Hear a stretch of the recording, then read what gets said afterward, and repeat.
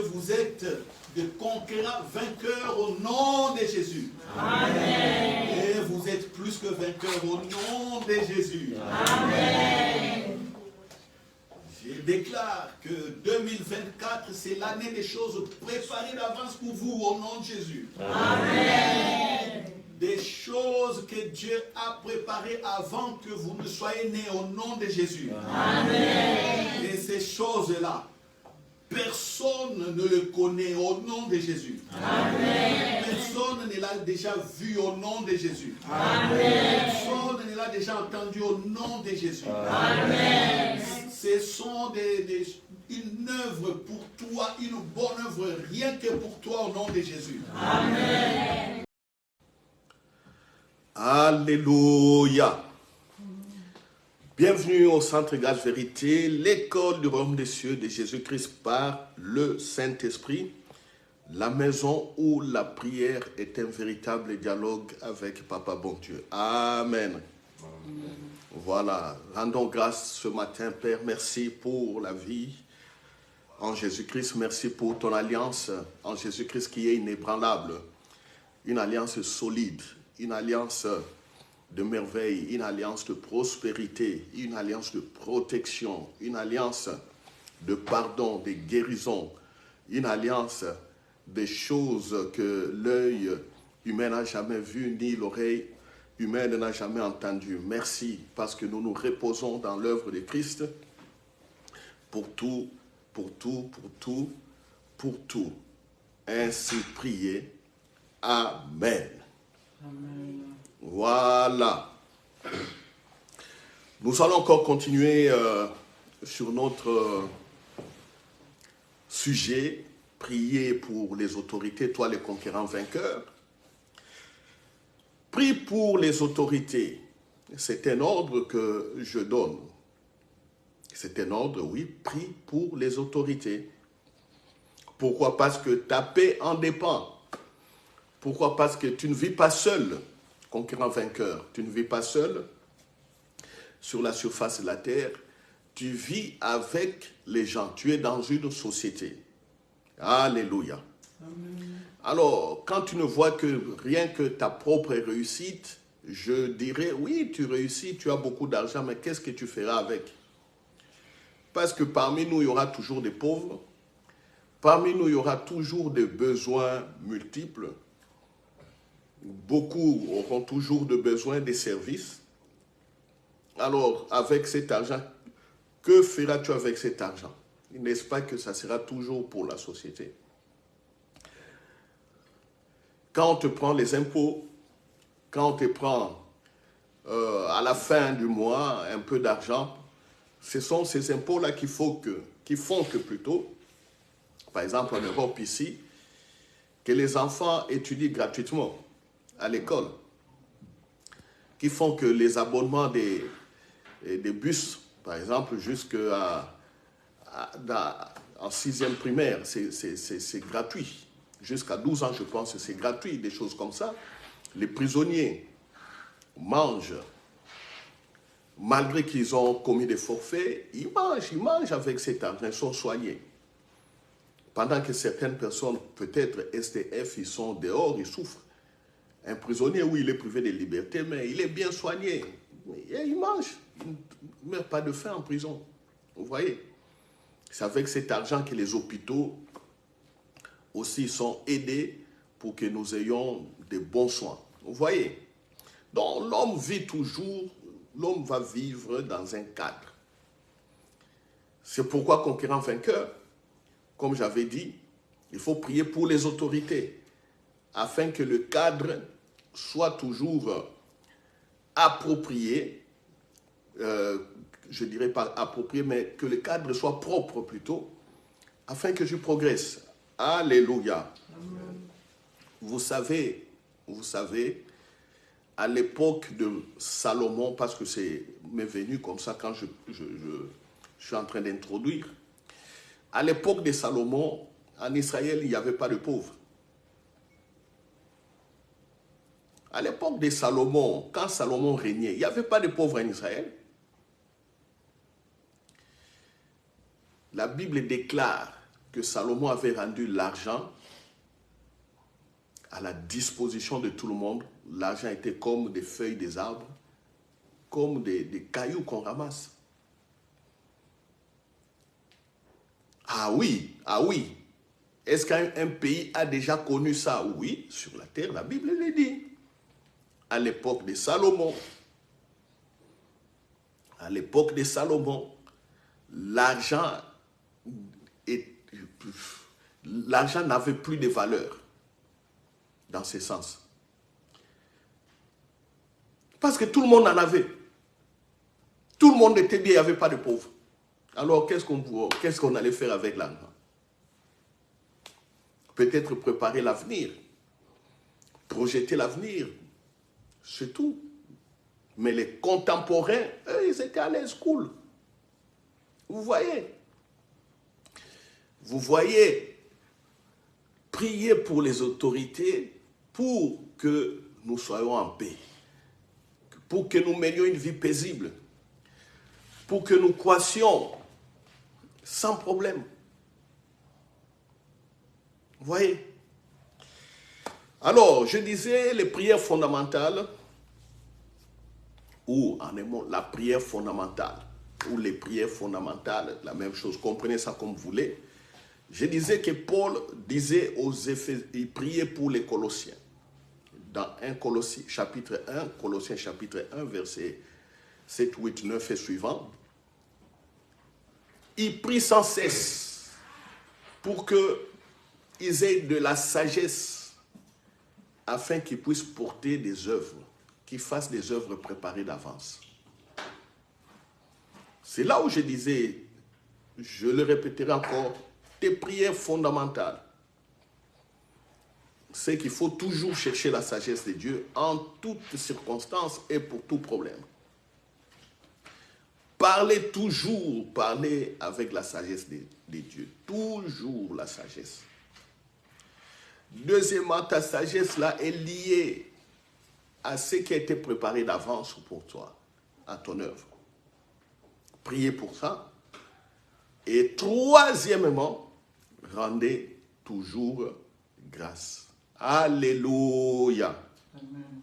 Alléluia. Amen. Regardons avant d'entamer le sujet d'aujourd'hui. Je ne suis que dans l'introduction. Prenons Éphésiens chapitre 1 à partir du verset 15. Vous verrez que c'est la même prière que Paul faisait pour les Éphésiens. Alors, quand une prière se répète plusieurs fois, faites attention. Faites attention. Faites attention. Ne tombez pas dans des formules de prière, comme certains croient qu'ils doivent utiliser des formules pour qu'ils aient des réponses de Dieu. Non, mais priez avec intelligence et sagesse. Éphésiens chapitre 1,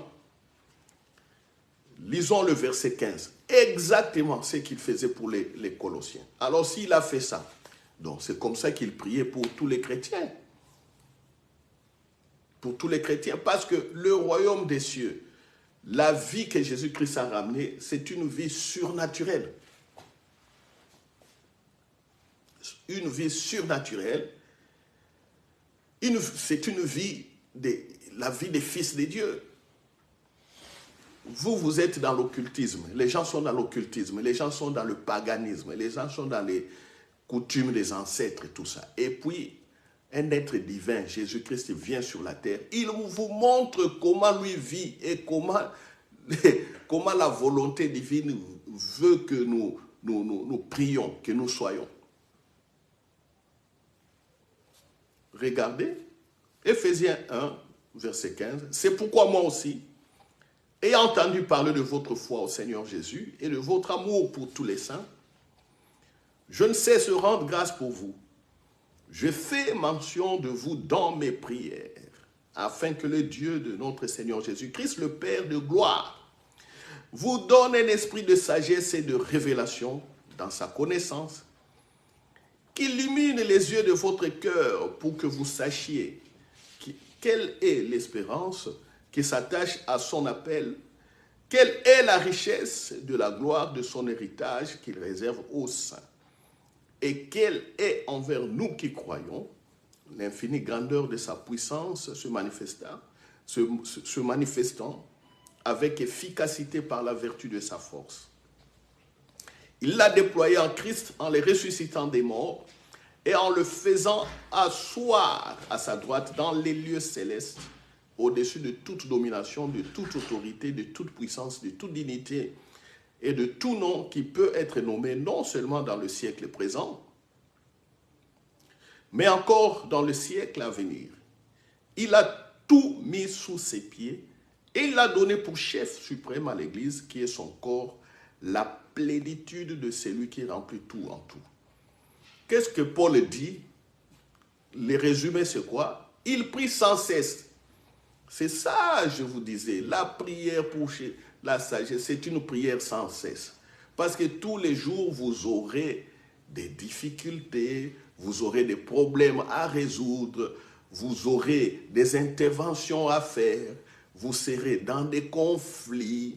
Peut-être ce n'est pas vous qui allez occasionner les conflits, ça viendra ailleurs, et puis on vous mêle dans le conflit. Tantôt c'est vous qui allez gérer les conflits. Vous voyez? Vous voyez? Donc, dans tout ça, on aura toujours besoin de sagesse. Vous serez amené à conseiller les gens. Certaines personnes sont attristées. Ils ont perdu des êtres chers. Il faut leur consoler. Il faut leur parler. Vous allez leur parler par la sagesse de Dieu afin qu'ils trouvent la paix. Vous voyez? Vous voyez? Au travail, vous devez ramener de nouvelles choses pour faire progresser votre service. Vous avez besoin de la sagesse. Pour gérer le pays, n'en parlons même pas. Gérer la maison aussi, qui est le petit pays. Parce que le pays commence par les familles de la maison. Gérer les maisons. Sagesse. Alléluia. Voilà, c'est clair. Au verset 17, afin que Dieu de notre Seigneur Jésus-Christ, le Père de gloire, vous donne un esprit de sagesse et de révélation, qu'il éclaire les yeux de votre cœur, qu'il illumine, qu'il éclaire. Donc il y a des choses que vous ignorez, il y a des choses qui sont cachées. Vous le comprendrez par la sagesse et on verra tout ça. Alléluia. Alléluia. Amen. Voilà, prie pour les autorités maintenant. Nous prenons Daniel. Daniel chapitre 1. Daniel chapitre 1. Prenons Daniel. Chapitre 1, je dirais tous les chapitres. Bon, l'histoire de Daniel est beaucoup connue, sauf pour certains adolescents qui ils l'ont vu dans les dessins animés, mais bon, peut-être ils n'ont pas bien saisi la portée de cette histoire. L'histoire de Daniel. Daniel et ses trois amis, au verset 7, Daniel et ses trois amis, dont les trois amis, il y avait Daniel, Anania, Michaël et Azaria. Donc 4. Ils étaient à 4. C'était des enfants d'Israël, de la tribu de Juda, qui s'étaient retrouvés à l'époque où le roi Nebuchadnezzar ou Nabuchodonosor, c'est la même chose, Nabuchodonosor ou Nebuchadnezzar, avait fait la guerre à Juda. Il a même capturé les rois, il a pris les ustensiles du temple, il les a menés tous en exil. Vous voyez? En exil là-bas vers l'Irak. Ils étaient en exil. Mais le roi Nabuchodonosor ou Nebuchadnezzar a dit: choisissez parmi les captifs de Juda. Choisissez parmi les prisonniers les enfants qui sont intelligents. Choisissez. Il dit cela au verset 3. Le roi donna l'ordre à Ashpenaz, chef de ses eunuques, donc il était ministre et chef de ses eunuques. Et là, c'était évidemment un gouvernement militaire, chef de ses gardes, ou chef de sa maison militaire, je ne sais pas aujourd'hui comment on peut appeler ça, parce qu'il y a dans l'armée ou dans l'organisation des présidences des pays, il y a beaucoup de choses qui ont évolué. Voilà. Il dit,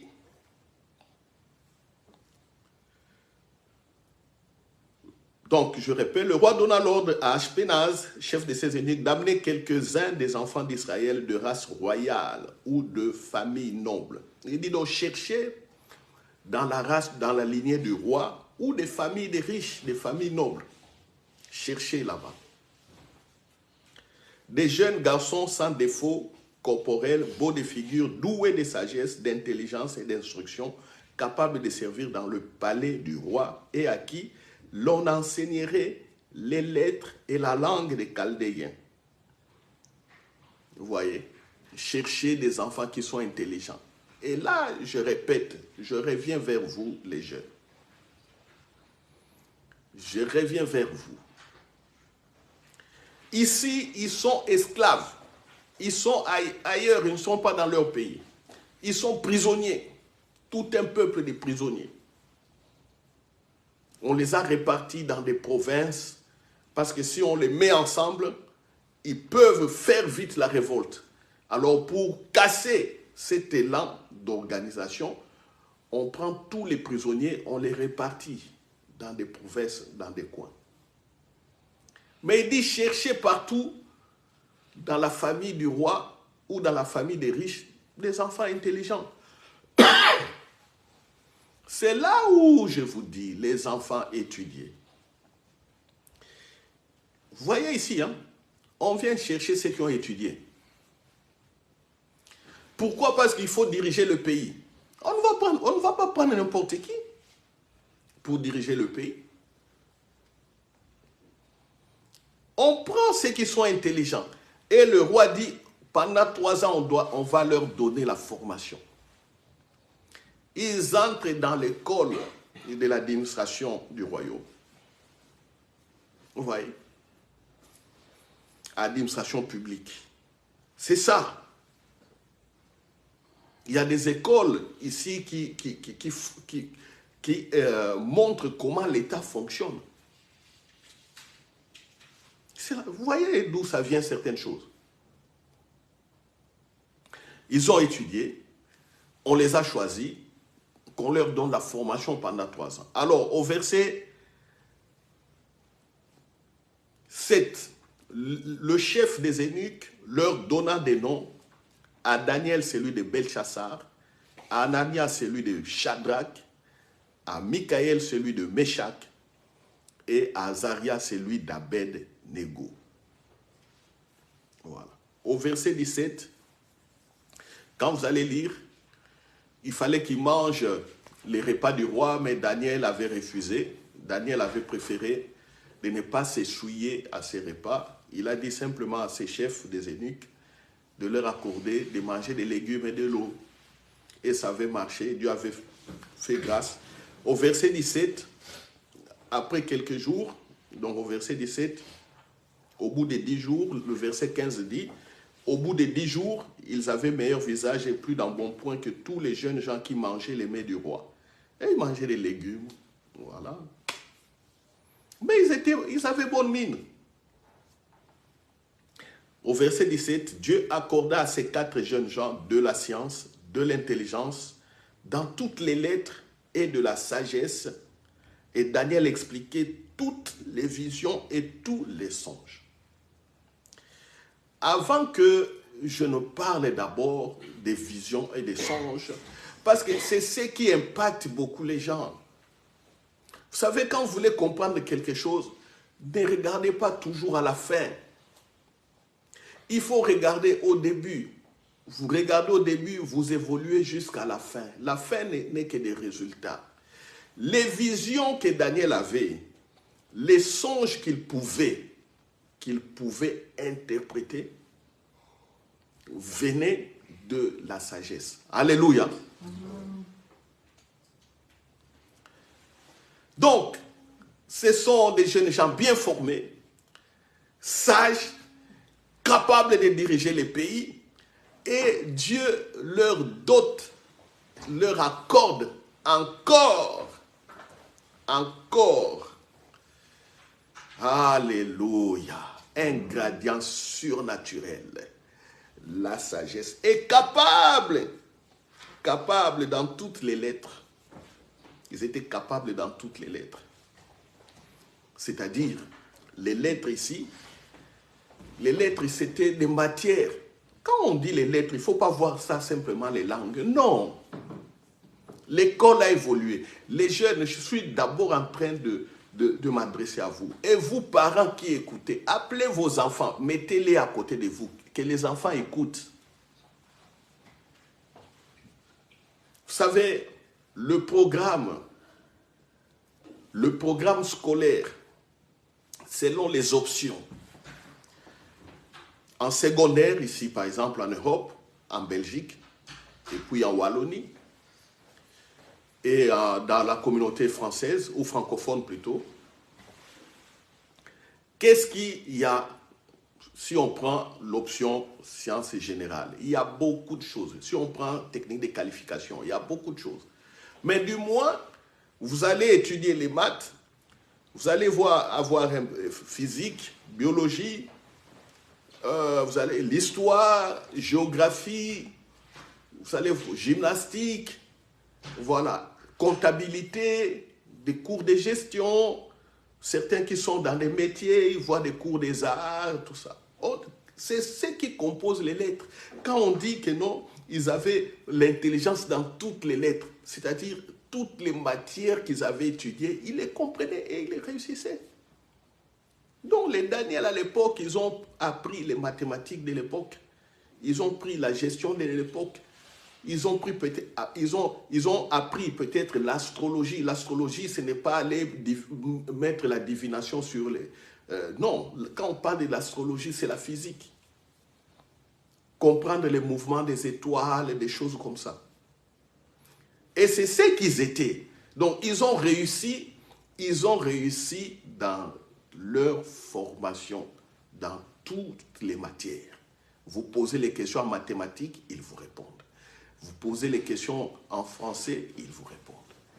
Vous posez la question en néerlandais de l'époque, ils vous répondent. S'ils avaient appris le chinois, vous pouvez y répondre.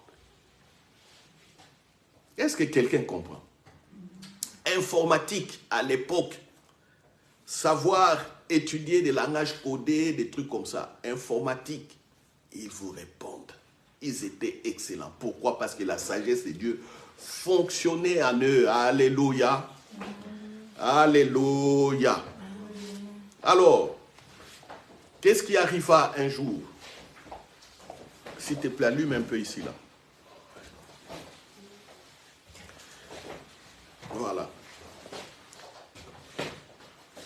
Il arriva qu'un jour, le roi fait un rêve et le roi était tellement agité, il rassemble il appelle tous les hommes intelligents de son royaume, tous les sages. Il leur dit, j'ai fait un songe, mais je veux que ce songe soit interprété. Mais il dit, je ne vous dirai pas ce songe, parce que tellement que ça me trouble. Il a pris tous les magiciens et tous les sages de son royaume.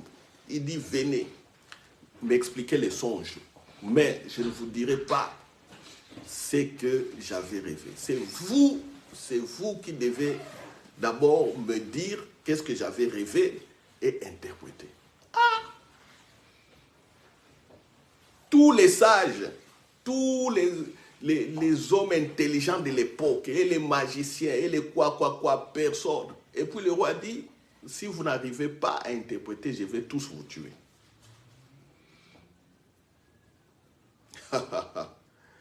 Ah, c'est Daniel chapitre 2, hein, au verset 3. quand il a convoqué, le roi leur dit, j'ai eu un songe, mon esprit est agité, et je voudrais connaître ce songe. Les Chaldéens répondirent au roi en langue araméenne, ô roi, vie éternellement, dis le songe à tes serviteurs, et nous en donnerons l'explication. Le roi reprit la parole et dit aux Chaldéens, la chose m'a échappé. Si vous me faites connaître le songe et son explication, vous serez mis en pièces et vos maisons seront réduites à un état d'immondice. Et oui, la chose m'a échappé. Il voit les songes, mais il ne comprend pas. Mais ça va commencer comment? Mais ça termine comment? Bon, il y a des choses tellement qu'il était agité. Il ne veut même pas dire les morceaux de ces songes-là. Il dit, c'est à vous de me les dire. Sinon, je vais tous vous tuer. Vous voyez? Personne n'a pu. Personne n'a pu. Au verset 2, au verset 11, ils ont fini par dire au roi, ce que le roi demande est difficile. Il n'y a personne qui puisse le dire au roi, excepté les dieux dont la demeure n'est pas parmi les hommes. Ils disent, roi, c'est impossible. C'est impossible. Ceux qui peuvent expliquer ces songes, ce sont les dieux. Ce sont des dieux qui n'habitent pas parmi les hommes, parmi nous ici. Vous voyez, ce sont des dieux qui n'habitent pas parmi nous. Ah, ah. Jésus a fait de nous des dieux, oui ou non? Oui. Ah, ah, ah. Nos corps sont les temples du Saint-Esprit, n'est-ce pas? Oui ou non? Oui. Ah, ah. L'Esprit Saint est en nous, n'est-ce pas? Oui. Ah, ah. Nous habitons parmi les hommes, n'est-ce pas? Oui. Alors, eux, ces païens, ne savent pas qu'il y a déjà des dieux parmi les hommes. Et les dieux de l'époque, c'est qui? C'est Daniel. C'est qui? C'est Michael. C'est qui? C'est Anania. C'est qui? Azaria. Donc, Daniel surnommé Belchassar. Michael surnommé Meshach. Anania surnommé Shadrach. Et Azaria surnommé Abed-Nego. Ils sont parmi les Chaldéens. Ils sont parmi ces Babyloniens. Mais personne ne sait. Pourquoi? Parce qu'ils n'ont pas l'esprit de Dieu. Vous voyez? Ils ne sont pas parmi les dieux. Ils disent, ceux qui peuvent expliquer le songe, ce sont des dieux qui n'habitent pas parmi les hommes. Or, il y a des dieux parmi eux. Vous voyez? Ça, si vous n'avez pas l'esprit de sagesse et d'intelligence, si vous ne priez pas par rapport à ça, pour la destinée, ça sera compliqué. Ici, il est question même de la destinée de Daniel, de tous ces peuples et des hommes, la destinée même de tout un pays. Vous voyez? Et le roi est troublé, le roi veut tuer. Prie pour les autorités. Prie pour les autorités. Imaginez que ça vienne ici, que ça soit ici en Belgique. On dit tous ceux qui sont ont été à l'université. Ah, donc moi aussi je serai parmi. Il y a combien d'universitaires en Belgique? Et si personne n'arrive à tuer, le roi dit, on va tuer tous les universitaires. D'autres vont vite prendre les bateaux et fuir. D'autres diront, ah non, moi je ne suis pas belge. S'il était sénégalais, il dit, non, moi je fuis, je rentre au Sénégal. Vous voyez? Vous voyez ce qui peut arriver? Alléluia. Alléluia. Là-dessus, le roi s'est mis en colère et s'irrita évidemment.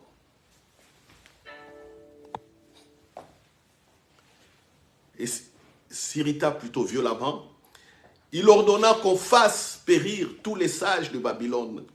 La sentence fut publiée, les sages allaient être mis à mort. Et l'on cherchait Daniel et ses compagnons pour les faire périr. Même les fils de Dieu, on veut les tuer. On cherchait tout le monde parce que le roi n'avait pas vu. Toi, conquérant vainqueur, par rapport à ta destinée, tu vois? Est-ce que tu comprends qu'un malheur peut venir s'abattre sur toi parce que simplement tu n'as pas l'esprit de sagesse et d'intelligence? Tu es en train d'évoluer comme ça, en désordre. Et quand il y aura une complication devant, tu n'arrives pas à résoudre la complication. Et puis tu dis, oh Dieu m'a abandonné, Dieu ne m'écoute pas. C'est ce qui arrive. Combien de gens pleurent? Ah, j'ai fait tout, pasteur, j'ai prié, j'ai fait tout. Ah, pasteur, que ton Dieu m'écoute. Tu sais comment les chrétiens font? Que ton Dieu m'écoute. Il dit, pasteur, toi quand tu pries, comme on le voit souvent, non, il y a des moments où je prie pour les gens, certains refusent. Il dit, non, pasteur, toi ta prière est lourde, ta prière est puissante, c'est toi qui pries, moi je ne vais pas prier. Même si tu fais comprendre à la personne que non, on est en communion d'esprit ici, prions, non, pasteur, toi prie. Vous voyez? Vous voyez ce qui arrive? Alors, 14. Alors Daniel s'adressa d'une manière prudente et sensée à Arjoc, chef des gardes du roi, qui était sorti pour mettre à mort les sages de Babylone. 15. Il prit la parole et dit à Arjoc, commandant du roi, pourquoi la sentence du roi est-elle si sévère? Arjoc exposa la chose à Daniel, verset 16, et Daniel se rendit vers le roi et le pria de lui accorder du temps pour donner au roi l'explication. Ensuite, Daniel alla dans sa maison et il instruisit de cette affaire Anania, Michaël et Azaria. Ses compagnons les engagea à implorer la miséricorde du Dieu des cieux afin qu'on ne fasse pas périr Daniel et ses compagnons avec les restes des sages de Babylone. 19. Alors les secrets furent révélés à Daniel dans une vision pendant la nuit et Daniel bénit les dieux des cieux. Daniel prit la parole et dit, béni soit le nom des dieux d'éternité en éternité. À lui appartiennent la sagesse et la force. C'est lui qui change les temps et les circonstances, qui renverse et qui établit les rois, qui donne la sagesse aux sages et la science à ceux qui ont de l'intelligence. Il révèle ce qui est profond et caché. Il connaît ce qui est dans les ténèbres et la lumière demeure avec lui. Dieu de mes pères, je te glorifie et je te loue de ce que tu m'as donné, la sagesse et la force, et de ce que tu m'as fait connaître, ce que nous t'avons demandé, de ce que tu nous as révélé le secret du roi. Alléluia. Chers adolescents, chers petits frères, chers enfants, vous voyez de Daniel 19 ici. Est-ce que savez-vous que mon premier témoignage que j'ai donné à l'église, ma première église quand j'étais venu en Belgique, mon premier témoignage dans cette église était basé sur Daniel 2, verset 19 et suivant. Pourquoi? Je venais du pays, écoutez les témoignages, les jeunes, je venais du pays, et je devais faire une spécialisation à l'ULB, Université libre de Bruxelles. Je suis dans un monde tout à fait différent. La science est dans une accélération. Et on m'a dit de préparer, parce qu'on devait tester mon niveau par des professeurs. On m'a dit de préparer quelque chose. Ils m'ont donné un sujet, que je vienne les défendre devant les profs avant qu'on m'accepte à travailler dans ces laboratoires. Vous voyez? Et les sujets qu'on m'avait donnés, je ne l'avais pas vraiment bien étudié au pays, ou bien vu cette matière au pays. Mais les professeurs, M. Dumont Freddy, il s'appelle M. Freddy Dumont, c'est lui qui m'a encadré. Il a dit, voici ce que tu vas aller étudier. Et puis, tu viendras dans 2 semaines. défendre ça devant nous. C'est au bout de cette défense que nous allons t'accepter. Alléluia. Qu'est-ce que je fais? J'ai prié ça. Ma prière, c'était ça. Daniel chapitre 2, 19 et suivant. Dieu, révèle-moi, aide-moi à réussir ce test. Je lisais Daniel 2, 19. Je les lisais tous les jours et j'ai prié comme ça. Je pars à la bibliothèque, je cherche un bouquin, je prends le bouquin, je commence à étudier à la maison. J'ai fait des répétitions à la maison, j'ai étudié les sujets. Il y avait des formules que je n'avais jamais vues, des formules scientifiques. J'ai regardé ces formules, j'ai pris, l'intelligence s'est ouverte. Alléluia. Au bout de 2 semaines, je pars devant 2 professeurs. Je mets le sujet au tableau, j'explique. Ils commencent à bombarder des questions. Pa, pa, pa. Et puis ils rentrent dans des formules physiques. Or, c'est là où j'avais aussi l'intelligence ouverte. Je les ai épatés.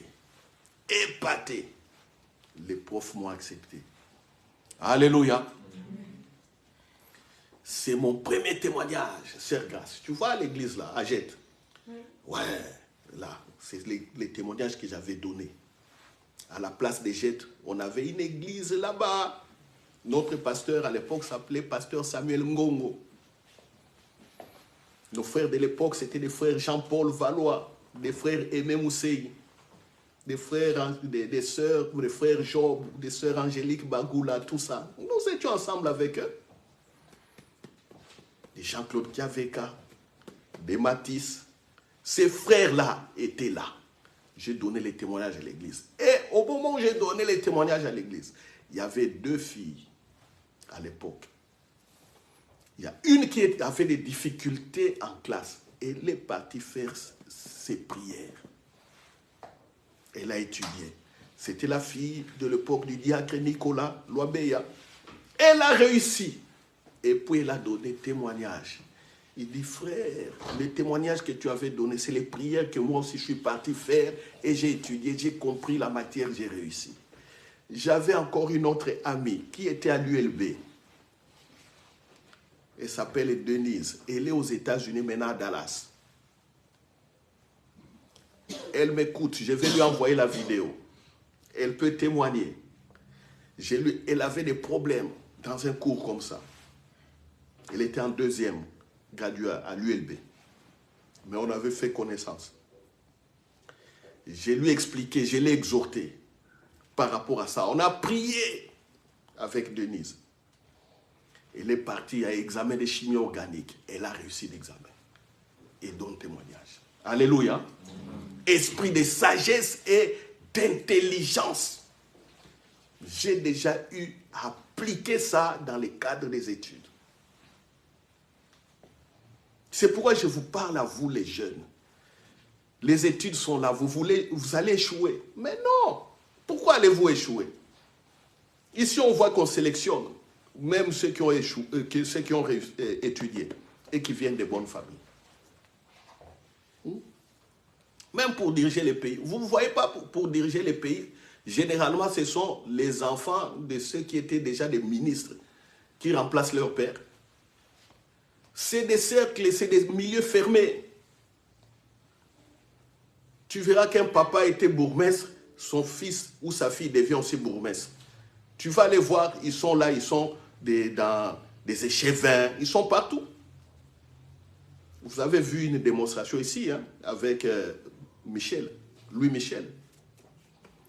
Louis Michel était ministre ici, en Belgique. Pendant longtemps ministre. Alors, qui est devenu Premier ministre plus tard? Son fils, Charles Michel, est devenu ministre. Encore un autre fils de Louis Michel est devenu aussi ministre. Quand vous regardez, ils sont des bourgmestres par-ci, par-là. C'est un milieu fermé. Où ce ne sont que des enfants de certains bourgeois, ou des nobles, ou des enfants de ceux qui sont déjà là, qui prospèrent. Les autres, pour venir là-bas, c'est difficile avec même le système d'élection ici. C'est compliqué. Tu veux rentrer dans un parti politique, on te met dans une liste. on te vote, tu as plus de voix, on dit que tu as ramené les voix au parti politique. Alors, pour distribuer les postes, on dit qui était premier des listes, tête des listes. Même s'il n'a pas eu beaucoup de voix que toi, c'est lui qu'on va mettre là, ministre. Est-ce que vous comprenez? Est-ce que vous comprenez? Mais pour percer dans ces milieux-là, c'est la sagesse, c'est l'intelligence. C'est les œuvres préparées d'avance. Telles que nous sommes en train de prier, telles qu'en train de bénir, bénir les enfants pour l'avenir. Prie pour maman, papa, prie pour l'enfant. Dieu t'a préparé d'avance. Parle, tu es béni. Oh, que la sagesse de Dieu te remplisse. C'est la prière que je ferai aujourd'hui. Pour tous les enfants. Alléluia. Les enfants, vous vous mettrez là. D'ailleurs, mettez-vous là déjà. Mettez-vous. Mettez-vous à genoux. Tous les enfants, mettez-vous à genoux. Je vais prier pour vous. Tous les enfants. Venez, venez. Agenouillez-vous.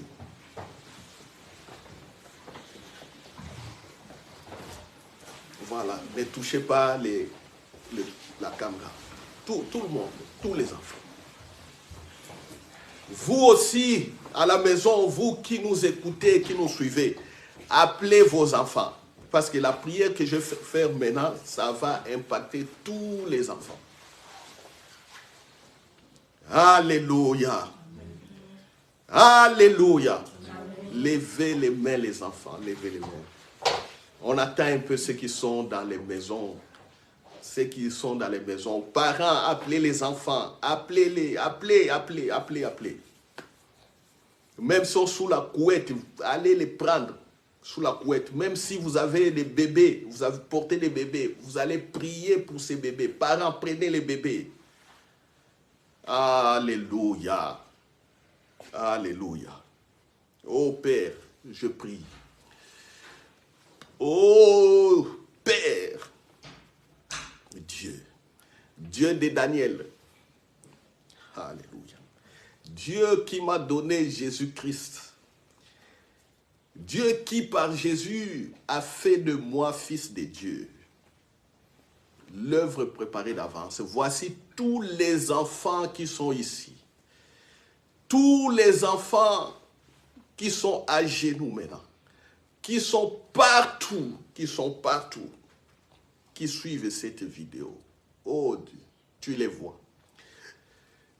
Je lève mes mains et je regarde à toi pour que tu leur accordes, Père, un esprit de sagesse et d'intelligence. Qu'ils soient capables, Père, dans des difficultés de manifester cette sagesse et intelligence divine. Dans toutes les sciences comme Daniel. Oh Père, j'étais déjà vu à l'œuvre, m'aider dans les moments difficiles à l'université. La prière que j'ai faite, c'est celle-là. Je vois encore les sœurs qui ont fait cette prière, qui ont témoigné, qui ont réussi. Tu es fidèle au Père. Tu es fidèle. Tu es fidèle. Voilà encore une fois. Oh, j'implore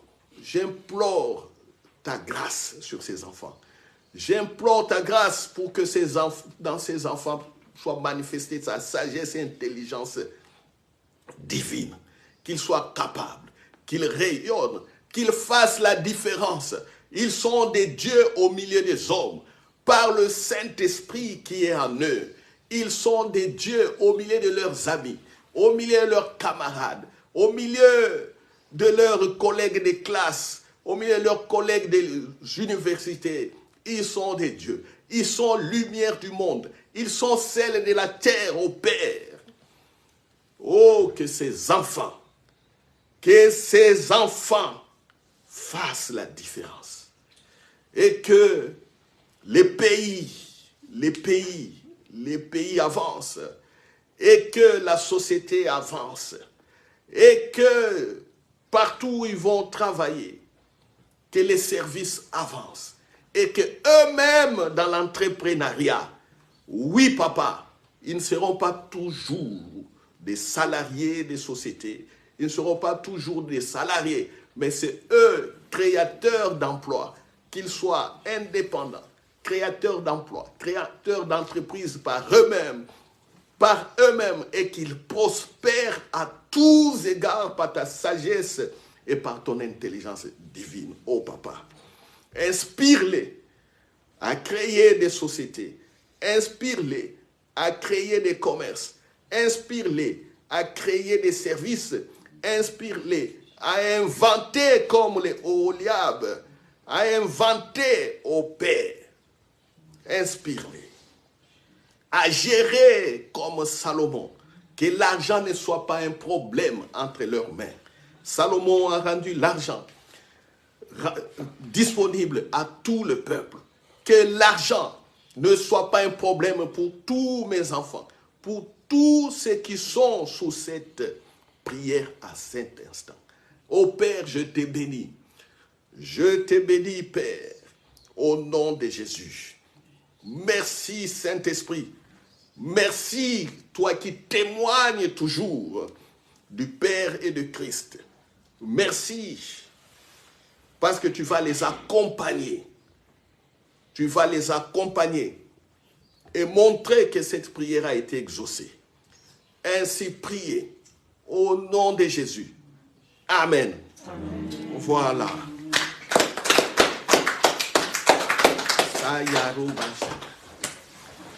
Alléluia. La prière que je faisais, je n'ai pas cherché, ça venait de mon cœur et ça sortait. Ça venait de mon cœur. Et je sais c'est exaucé car nous sommes dans la vérité. Vous voyez. Et Daniel explique le songe. Il dit, roi, plus tard quand vous allez lire, il dit, roi, tu avais rêvé de ça. Et voici ce qui va arriver même dans la suite des temps. Ça, vous allez lire. Mais si on rentre dans notre sujet aujourd'hui, j'ai dit conquérant, vainqueur, prie. Prie pour le roi. Prie pour ton président. Prie pour ton pays. Prie, conquérant, vainqueur. Regarde ce qui allait se passer dans ce royaume. Prie. Alléluia.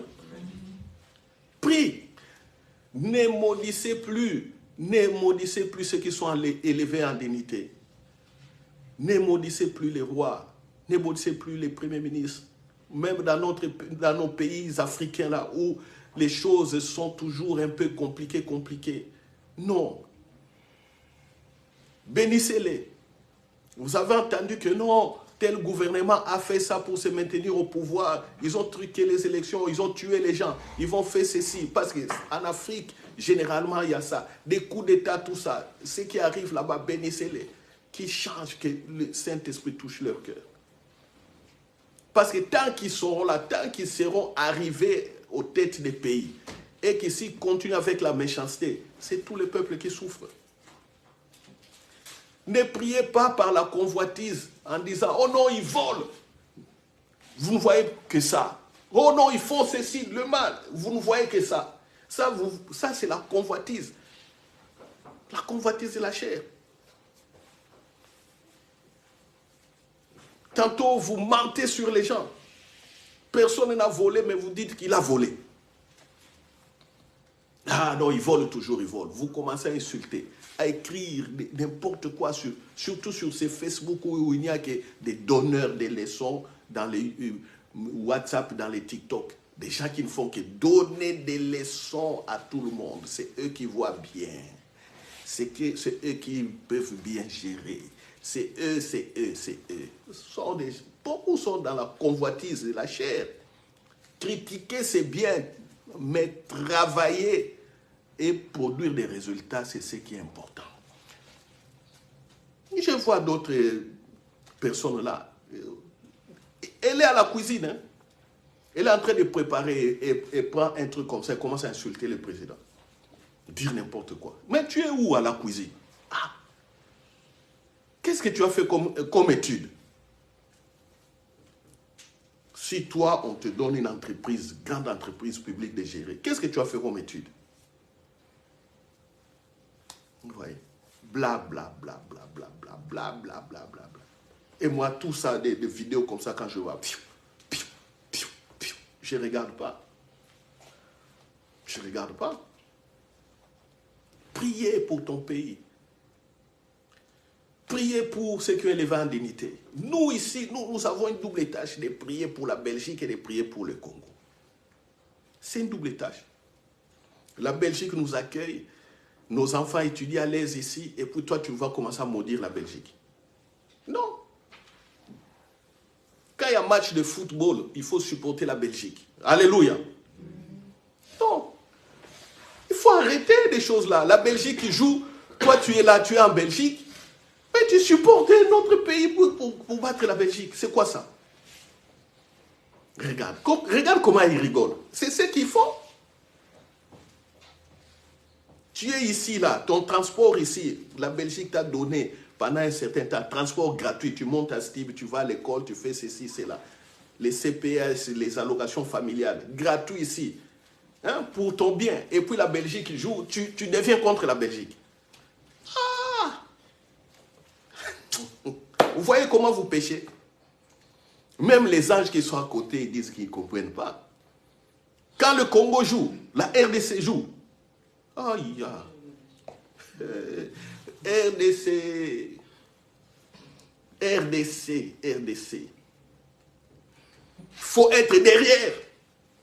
Mais tu verras des gens, RDC joue, ils sont au lit, ils dorment. Ils entendent simplement les cris. Waouh, waouh. Moi, le match ne m'intéresse pas. Ah! C'est ton pays. Alléluia. Je sais que les mamans n'aiment pas beaucoup le foot. Les mamans là. Maman, vous devez suivre les matchs du Congo. Alléluia. Dites Amen. Ah oui. C'est ça. Proclamer, parler du bien du pays. Ce que vous ignorez, dans des rencontres culturelles, il y a des pays qui font des connexions sur le plan aussi des affaires, des business, et les résultats de ce que la culture peut donner, les résultats, ça viendra dans les caisses de l'État. Vous savez, je vous donne un exemple simple. Si on veut tourner un film ici, on dit on va tourner un film à la commune d'Anderlecht. Est-ce que vous savez que pour tourner ce film-là, on va payer des impôts à la commune d'Anderlecht? La commune peut demander 5 millions. Il dit voilà, vous payez 5 millions parce qu'on va barrer les routes, tout ça. Vous allez prendre tel bâtiment, vous tournez. La commune vous donne 5 millions. Et c'est 5 millions que la commune va avoir. Qui va bénéficier de ça plus tard? Ce sont les Anderlechtois ou la ville de Bruxelles. Mais vous voyez, on tourne les cinémas. Vous voyez, on joue au foot. Non. Ayez l'esprit évolué. Le problème avec les chrétiens aujourd'hui, pas beaucoup, surtout dans certains pays francophones, je dirais, parce que les anglophones ont compris beaucoup de choses. Chez les francophones, non. Ils sont là, ils tournent avec des petites prières sans grande vision. Non. Non. Le football fait promouvoir le pays. Le football crée des relations entre les peuples. Ça peut contribuer à la paix, à beaucoup de choses. Mais quand on parle de foot comme ça, pendant la prédication, certains s'ennuient. C'est quoi? Mais voyez loin. Voyez loin. Vous là, les jeunes, une fois, non, vous étiez là, vous étiez ici, on vous a appelé, allez surveiller, allez être des stewards. Il y a Racine Molenbeek joué, non? Les deux jeunes qui sont là. Vous étiez là. On vous a appelé, non, il y a un job ici, il y a une équipe qui joue, allez faire des stewards au stade. Vous étiez partis, vous étiez revenus tout contents, non? Avec de l'argent en poche. Ils ont fait le job. Ah, mon papa. Oh, mais ils étaient contents avec de l'argent. Ah, voilà. Est-ce que vous avez vu que quand les gens allaient jouer là-bas, ça allait vous faire du bien? Non. C'est ça le problème avec ceux qui n'ont pas de vision plus large. Ils tournent toujours en haut. On parle de Daniel ici, quand on donne des explications comme ça, eux ne comprennent pas. Non, vous voyez très loin. Vous voyez très loin. Ça, c'est des applications pratiques. Dieu dans le football, Dieu dans les activités culturelles, Dieu dans la gestion du pays. Voilà. Alors, revenons ici, prie pour les autorités. Prie pour que les catastrophes dans les pays n'arrivent pas. Prie pour que les autorités soient capables de bien gérer. Prie pour eux, conquérants vainqueurs. Les bonnes décisions qu'ils prendront vont bénéficier à toute la société. Alléluia. Ça va bénéficier à toute la société. C'est ça. Sœur Mathias, ça va? Voilà. Tu as compris, jeune homme. Vous avez compris, les jeunes. Là derrière, vous avez compris. Étudiez, bénissez le pays. Étudiez, bénissez vos professeurs. Étudiez, bénissez. Même les chauffeurs de bus qui vous prennent pour vous ramener à l'école. Vous montez dans un bus, il est seul, dites-lui quand même bonjour. Vous voyez, bénissez-le. Bénissez-le. Alléluia. Bénissez-le. Vous savez, moi, un chauffeur de bus m'a déjà attendu à un arrêt. Il devait partir, il a attendu. Pourquoi? Parce qu'on est voisins ici dans l'immeuble. Moi, je ne savais pas. Il était dans l'arrêt des bus. Je viens comme ça, le bus allait partir. Il m'a vu, il dit, ah, celui-là, c'est le voisin. Il a attendu. Et puis, je monte. Je dis simplement bonjour à coup de vent comme ça. Ah, mais j'ai dit, ce visage me dit quelque chose. Je reviens, j'ai dit, oh, mais toi, c'est pas toi notre voisin. Il dit, oui, c'est moi le voisin. Je t'avais vu, c'est pourquoi j'étais attendu. Ah! J'ai dit, merci voisin. Et puis le bus a démarré, parti. Et sinon, j'allais attendre encore au moins 20 minutes. Vous voyez, c'est des exemples simples.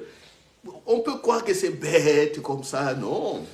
Bénissez-le. Alléluia. Dites bonjour. Dites bonjour à la caissière de supermarché. Bonjour. Voilà. C'est des choses comme ça. Et ainsi de suite. Donc, soyez des gens qui bénissent. Soyez des hommes et des femmes remplis de sagesse. Montrez la sagesse, manifestez la sagesse. Et le Saint-Esprit va vous accompagner au nom de Jésus. Amen. Est-ce que nous pouvons acclamer?